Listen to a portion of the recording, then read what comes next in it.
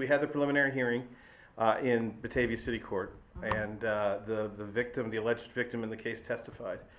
It was some remarkable testimony. He testified that a few days before he went over to my client's house demanding that he come out and fight him, he had sent a Facebook post telling him that he was going to end him. And he admitted that he did that. So they fought, and now he's claiming that he is the victim, despite the fact that my client spent the evening in the hospital with a concussion, and Mr. Leach testified that he knocked him down after hitting him in the head as hard as he could at least 4 times. And then he testified that he was the victim of a stabbing, despite the fact that no weapon was ever recovered. So we'll see. That's what the proof came out today, and there was also the issue of should he have been released 180-80.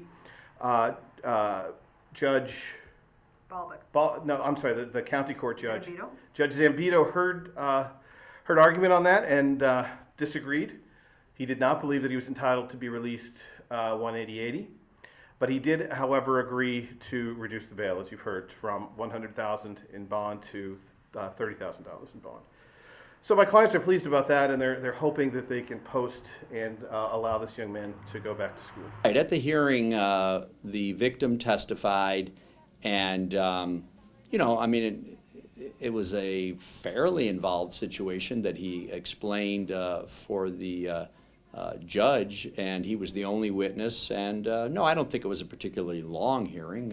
It was, I think, just long enough to get out what needed to be done. Mm-hmm. So, so that just moves the case forward, and now it'll go to the grand jury, and then it's up to them at that point. That's correct. So now, now as far as appearing in Judge Zambito's court, what was that appearance for? Tell me what that was for. Well, it was basically the same issues. They were just seeking to have them reviewed by the higher court.